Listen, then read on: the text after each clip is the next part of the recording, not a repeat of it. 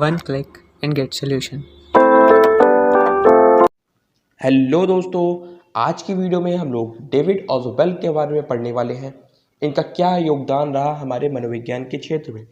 ठीक है, इस वीडियो में जितने भी पॉइंट्स होंगे सब हमारे एग्जाम के पॉइंट ऑफ व्यू से इम्पॉर्टेंट है। आइए टाइम को बिना वेस्ट किए अपनी वीडियो को स्टार्ट करते हैं और डेविड ऑज़ोवेल के बारे में जानते हैं। ठीक है, तो जो हमारे डेविड ऑज़ोवेल थे, इन्होंने कॉग्निटिव लर्निंग थ्योरी में अपना एक्सप्लेनेशन दिया था।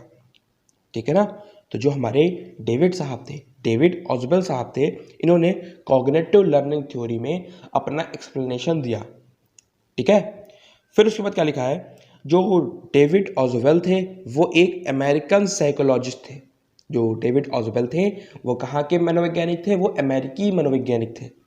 ठीक, फिर उसके बाद लिखा है, जो हमारे डेविड ऑज़ोवेल साहब, इन्होंने 3 किताबें लिखी, 3 बुक्स लिखी। पहली बुक का नाम क्या था? Ego development and psychopathology. ये किताब 1996 में प्रतिपादित हुई। दूसरी लिखी है the acquisition and retention of knowledge. ये किताब सन 2000 में प्रतिपादित हुई।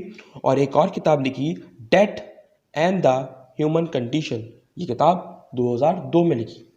तो इन किताबों का प्रतिपादन इन ईयर के वाइज में हमारे ऑज़ोवेल साहब ने किया था। एग्जाम में क्वेश्चन आ सकता है कि इन तीनों में से कोई एक क्वेश्चन में दिया गया होगा और पूछेगा ये किताब किसकी है, तो हम लोग सीधे बता सकते हैं कि किताब किसकी है, डेविड ऑज़ोवेल की है। ठीक, और अगर ईयर पूछा जाएगा तो ईयर भी यहाँ पे लिखे हुए हैं।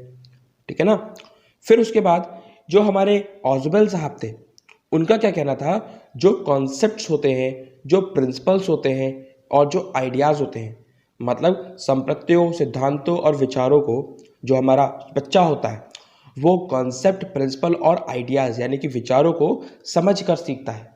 वो क्या करता है? समझ कर सीखता है।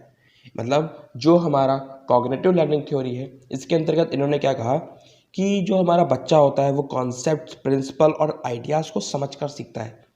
ठीक है ना, या फिर कहें तो डिडक्टिवली सीखता है। ठीक है ना, या फिर निगमनात्मक तरीके से सीखता है। फिर उसके बाद क्या लिखा हुआ है, उपनाम। जो हमारा ऑज़ोवेल का सिद्धांत था उसके उपनाम क्या क्या रहे, आइए देखिए। तो पहला क्या है, अर्थपूर्ण शाब्दिक अधिगम सिद्धांत, यानी कि मीनिंगफुल वर्बल थ्योरी। ठीक है, फिर उसके बाद क्या लिखा है, आधुनिक संज्ञानात्मक सिद्धांत, यानी कि मॉडर्न कॉग्निटिव थ्योरी। अब देखिए, जो हमारे ऑज़ोवेल साहब थे, उन्होंने कॉग्निटिव लर्निंग थ्योरी में अपना योगदान दिया और अध्ययन किया, और जो इनका सिद्धांत है वो मॉडर्न कॉग्निटिव थ्योरी के नाम से जाना जाता है।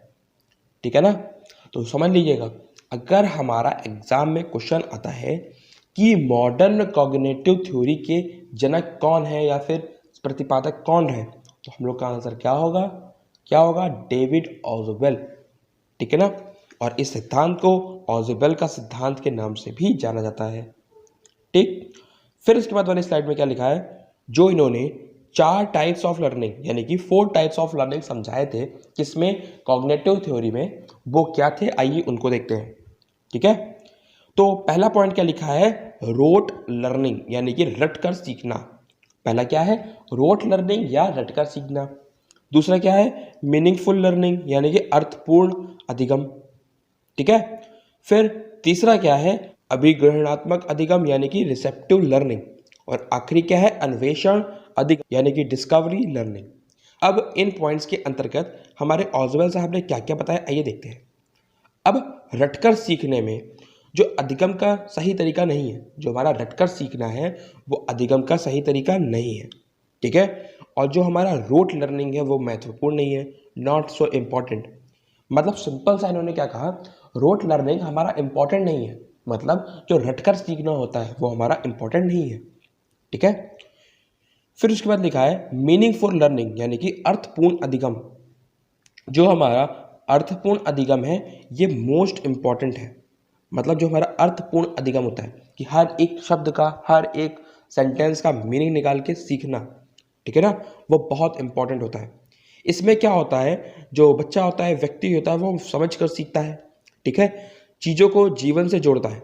मतलब जो भी हमारे थॉट्स होते हैं, जो भी हमारी थ्योरीज होती हैं, जिनको हम लोग पढ़ रहे हैं, जिनको हम लोग सीख रहे हैं, उनको जीवन से जोड़ता है। ठीक है। प्रीवियस नॉलेज को न्यू नॉलेज से कनेक्ट करके उसको सीखता है। मतलब जो अर्थपूर्ण अधिगम होता है वो पहला तो बहुत ही इंपॉर्टेंट होता है, मोस्ट इंपॉर्टेंट होता है। इसके अंतर्गत जो व्यक्ति होता है वो समझकर सीखता है, ठीक है ना, और जिसके बारे में सीख रहा होता है उसको जीवन से जोड़ता है और प्रीवियस नॉलेज को न्यू नॉलेज से कनेक्ट करता है, ठीक है। तो ये इंपॉर्टेंट पॉइंट्स थे अर्थपूर्ण अधिगम में। आइए आगे देखते हैं कि हमारे अभिगणनात्मक अधिगम में इन्होंने क्या बताया। इस अधिगम में इन्होंने बताया कि कैसे भी रिसीव करना है, मतलब चाहे रटकर चाहे समझकर। अब जो रिसेप्टिव लर्निंग है अभिग्रहणात्मक अधिगम, इन्होंने इसमें क्या बताया कि हम लोग को कैसे भी तैयार करना है। कोई भी चीज़ अगर हम लोग तैयार ही कर रहे हैं, लर्न कर रहे हैं, तो उसको कैसे भी रिसीव करना है, कैसे भी ग्रहण करना है, ठीक है। चाहे रटकर करें और चाहे समझकर। मतलब जैसे कि मान लीजिए हम लोग का एग्जाम है, ठीक है। अब एक थ्योरी है हम लोग को समझ में नहीं आ रही है, ठीक है, लेकिन रिटर्न करनी है, तो हम लोग उसको कैसे भी याद करें, या तो रटकर या तो समझकर, ठीक है। फिर उसके बाद क्या है, अन्वेषण अधिगम यानी कि डिस्कवरी लर्निंग। अब इस अधिगम में हम लोग खोज करके सीखते हैं, मतलब खोज करके सीखते हैं, डिस्कवरी करके सीखते हैं। तो ये छोटा सा योगदान रहा, या फिर कह सकते हैं बड़ा सा योगदान रहा हमारे ऑजबल साहब का मनोविज्ञान में, ठीक है। मिलते हैं नेक्स्ट वीडियो में। आज की वीडियो में हम लोगों ने सारे सिद्धांत कंप्लीट कर लिए हैं अधिगम से रिलेटेड। अब हम लोग क्या पढ़ने वाले हैं, एनसीएफ और आरटीई नेक्स्ट वीडियोस में, ठीक है ना। मिलते हैं नेक्स्ट वीडियो में, तब तक के लिए बाय।